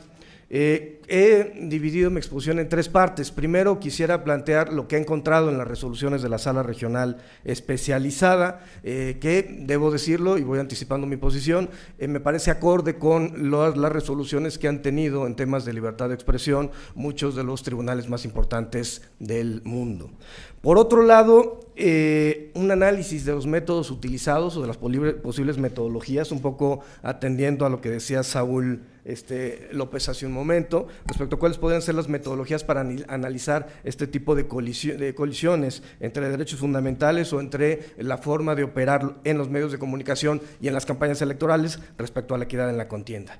Y después les ofrezco a todos y a todas una disculpa. Voy a ir a mi espacio donde me siento más cómodo, que son los delitos electorales, entonces tratar de vincularlo un poco hacia el ánimo del delito electoral. Bueno, quiero plantear lo siguiente. La libertad de expresión evidentemente es un derecho fundamental, es el derecho más importante en una democracia. Nos dicen desde los teóricos clásicos que sin libertad de expresión no hay pluralidad política, sin pluralidad política no hay partidos políticos que puedan contender con seriedad para el triunfo en las elecciones y por tanto no puede haber alternancia y por tanto no hay democracia. Por supuesto que coincidimos con toda esta línea argumentativa a favor de la libertad de expresión. Sin embargo, y esta es una parte importante, la reforma del año 2007 nos estableció un modelo, digamos, republicano, si me permiten calificarlo de alguna forma. Teníamos 2 formas de verlo: o tener un modelo absolutamente liberal en donde los partidos políticos y candidatos se dijeran todo lo que quisieran decirse, o tener un modelo en el cual se establecieran restricciones. Y para mí, la reforma del año 2007 estableció restricciones en 3 órdenes. Para los terceros, no contratar espacios en radio y televisión; para los partidos políticos y los candidatos, no hacer campañas de denostación o de calumnia, esto reformado recientemente en el año 2014, y por supuesto la restricción de los servidores públicos para no utilizar su voz, imagen o símbolos en la propaganda gubernamental durante los procesos de comunicación social de los programas sociales.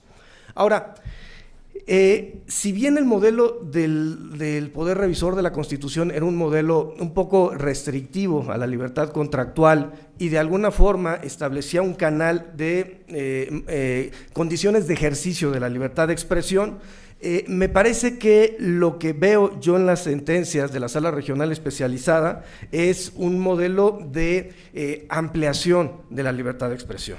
El PSC 01-2015, por ejemplo, respecto a la promoción personalizada del secretario de Planeación del Estado de Jalisco, después de hacer un análisis de la promoción, consideró que se encontraba dentro de los márgenes normales.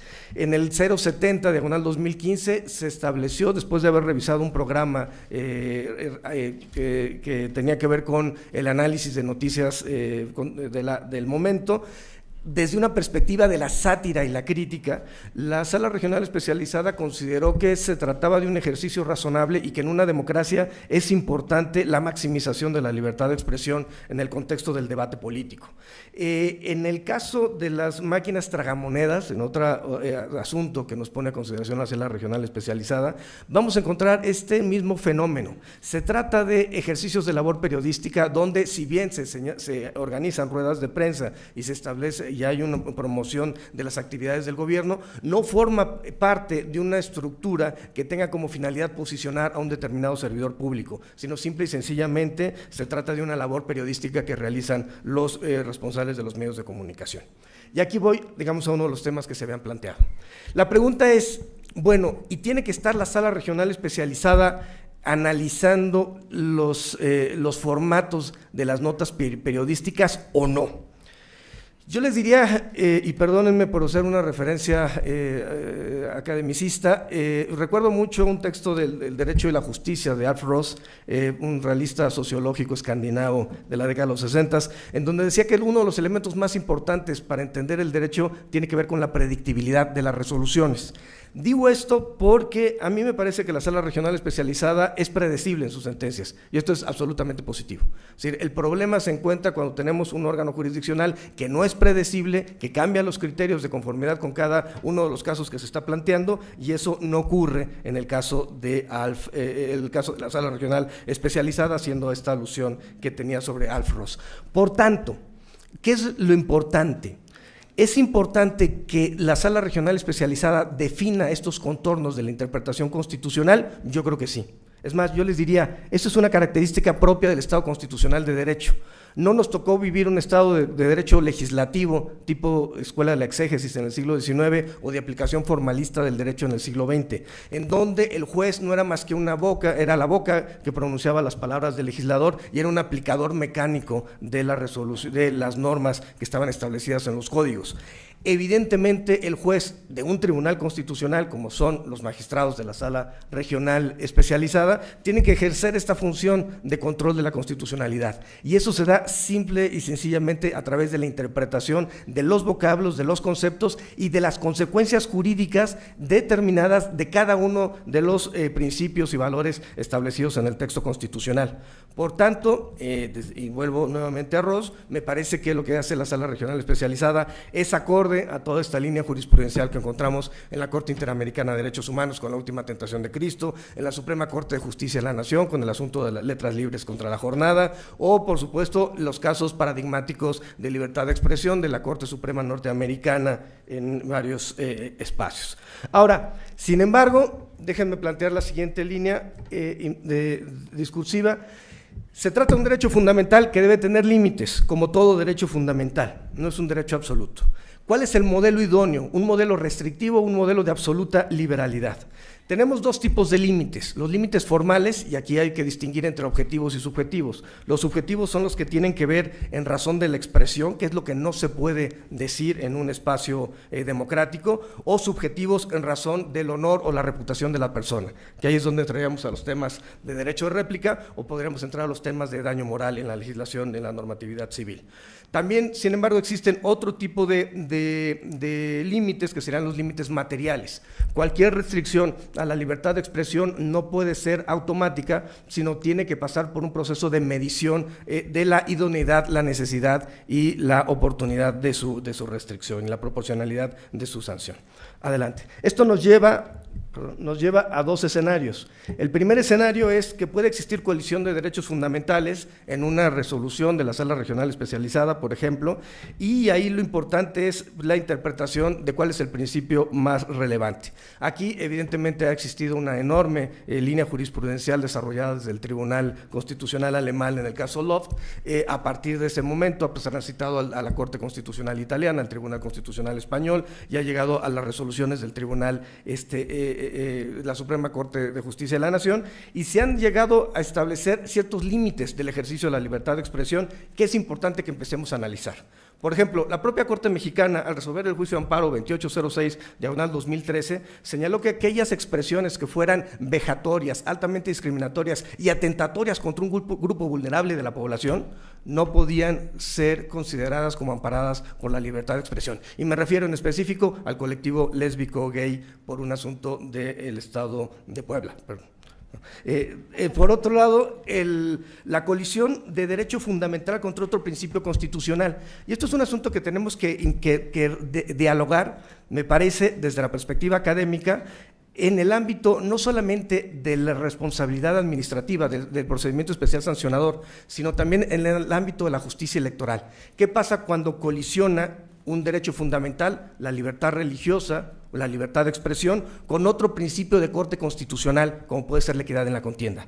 Perdónenme, pero estamos hablando de material jurídico distinto, porque si bien en el caso de la colisión de derechos fundamentales existe ya una línea jurisprudencial muy desarrollada para perseguir los fines legítimamente sustentados en la Constitución, y que he señalado que la restricción tiene que ser idónea, adecuada y necesaria, proporcional a los beneficios que va a obtener la sociedad. Lo cierto es que tenemos casos en donde al tratarse de otro material jurídico, un principio de corte constitucional, en términos de Zagrebelsky, no necesariamente vamos a poder aplicar este test de proporcionalidad. Ahora, ¿qué ha hecho la Sala Regional Especializada? Maximizar la libertad de expresión. Y me parece que si bien tenemos restricciones al ejercicio de la libertad de expresión, esas restricciones se encuentran acorde a la protección de otro bien jurídico tutelado por la norma, que sería la equidad en la contienda. Por ejemplo, el PCC 27/2015, me pareció extraordinario, es un caso del gobernador de Tlaxcala, en donde hace un informe ciudadano que de alguna forma lo único que estaba haciendo era volviendo fuera de los plazos establecidos por la ley, volviendo a hacer proselitismo, una personalización de la propaganda gubernamental en sí mismo respecto a los alcances que había tenido su administración. Y por otro lado, el PSC 164/2015, en donde nuevamente se quiere posicionar a un partido político, al Partido Verde Ecologista de México, y se hace de manera desproporcionada. Creo que aquí esta metodología podría ser interesante analizarla en el PSC 27 y 164/2015. Hay algunos elementos que vienen ya del RAP 34/2006, y la idea es que si se trata de información falsa, pues no puede estar amparado por la libertad de expresión. Si es una opinión, siempre tiene que estar amparado por la libertad de expresión. Los hechos hay que verificar si son contextuales y son proporcionales al argumento que se está planteando, es decir, se tiene que analizar si se trata de un ejercicio periodístico genuino o no lo es, o es propaganda encubierta, y por supuesto hay que revisar el contexto de aplicación de las normas. Déjenme cerrar esta parte y perdónenme, insisto, por llevar agua a mi molina. Delitos electorales. A ver, hay límites formales, creo que todos estamos de acuerdo, y límites materiales. Desde la perspectiva de los límites formales, el propio artículo 6 de la Constitución establece que la libertad de expresión puede ser sujeto a ciertas restricciones cuando se trate de conductas delictivas. Por tanto, tenemos un permiso, una prohibición, mejor dicho, establecida en la Constitución, o un límite del ejercicio de un derecho fundamental. Los que se encuentran en la nueva Ley General en materia de delitos electorales son los siguientes. En el 7, fracción tercera, hacer proselitismo el día de la jornada electoral, evidentemente porque atenta contra dos bienes jurídicos tutelados: la libertad del sufragio y, por otro lado, por supuesto, la equidad en la contienda. Por otro lado, el 7, fracción cuarta, tiene que ver con la obstaculización del adecuado ejercicio de las tareas de los funcionarios electorales.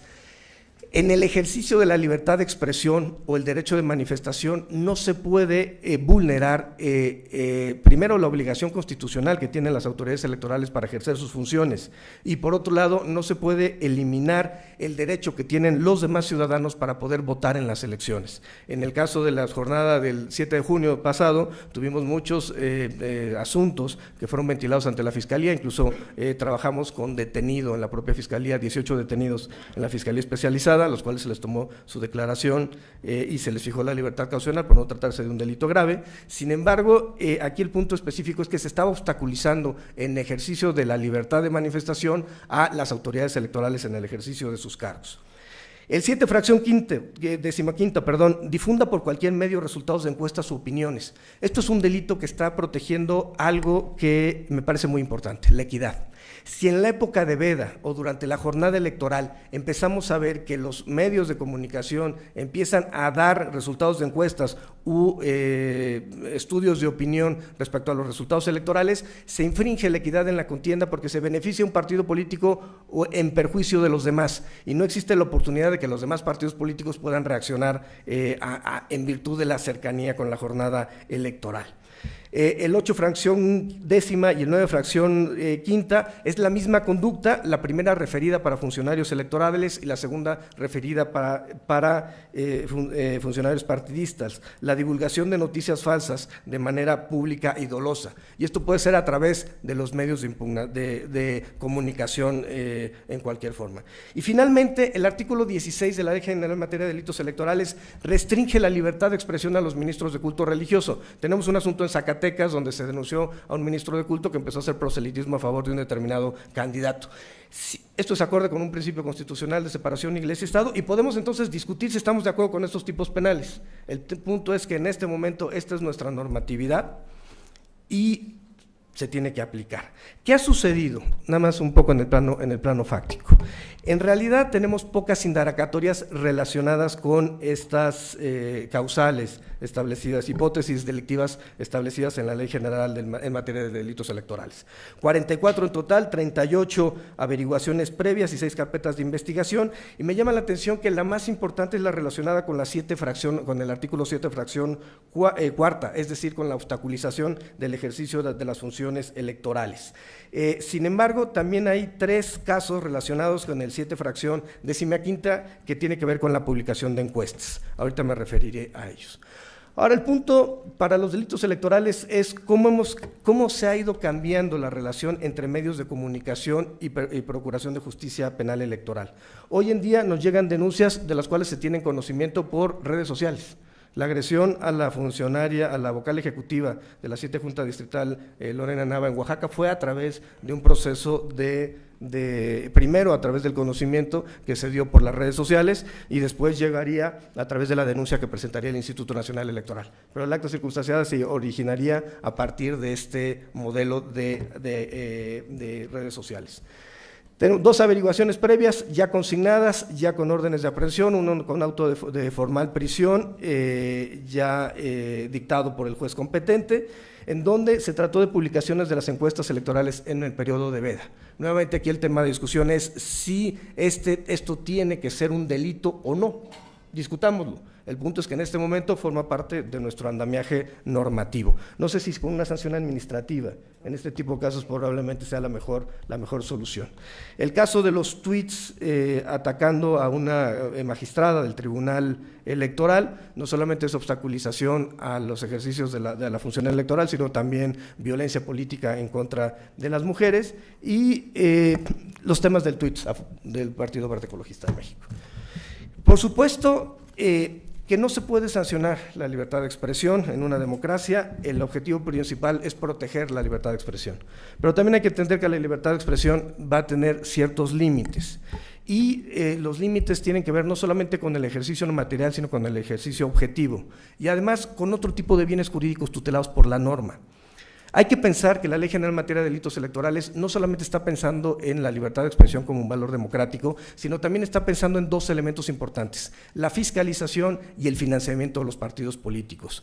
Al establecer como conducta delictiva que no se puede contratar con personas que no se encuentren registradas en los padrones de proveedores del Instituto Nacional Electoral, lo que está buscando el legislador es proteger que sean solamente personas vinculadas con el sistema fiscal mexicano y reconocidas por la autoridad electoral con las personas con las que se pueda contratar. Es un mecanismo que permite tener un mayor control sobre el financiamiento público, que también hay que decirlo. Hay muchas quejas respecto a que la democracia mexicana es cara, pero también tendríamos que preguntarnos qué pasaría si no tuviéramos la inversión que tenemos en democracia en este país. Lo que necesitamos es eficientar las reglas, lo que necesitamos es eficientar la cultura de la legalidad y el Estado constitucional de derecho. Finalmente, pues mi reconocimiento a la Sala Regional Especializada, magistrada Gabriela Villafuerte, magistrado Felipe de la Mata, magistrado Clicerio Cuello, a todos los funcionarios y funcionarias que forman parte de la misma. Siempre es interesante debatir estos temas, porque al final del día en esta materia la única constante es el cambio. Lo único que nos vamos a encontrar es que cada proceso electoral nos presenta nuevas oportunidades de aplicación y nuevos retos para la aplicación de las normas, y lo importante es poder dar soluciones desde la academia que nos sirvan para cumplir con las obligaciones. Quiero también nada más dejar patente, y perdón, el agradecimiento que hay que darle al Instituto Nacional Electoral y a la Sala Regional Especializada en virtud de la coordinación que han tenido con las vistas en varios asuntos que le han dado a la Fiscalía para que pueda atender nuestras competencias legales. Pues muchas gracias.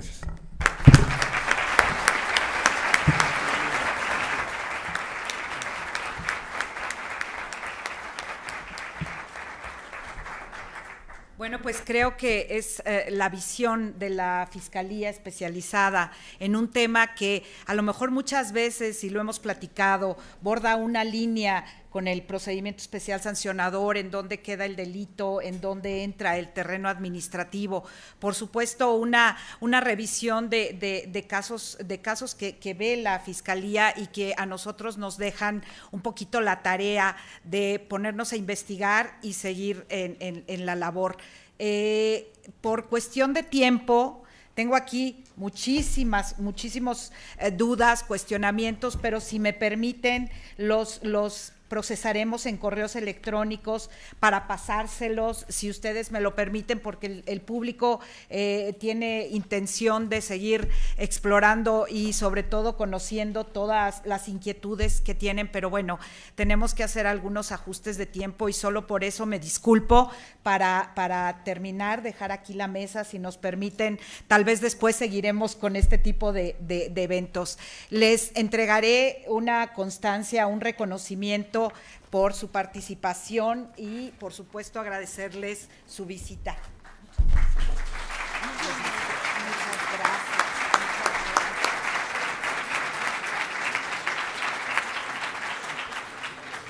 Agradecemos la participación de los destacados ponentes que nos acompañaron en esta mesa. Se les hace de su conocimiento que tendremos un receso máximo de 5 minutos, por lo que les pedimos estar aquí en sus lugares a tiempo. Gracias.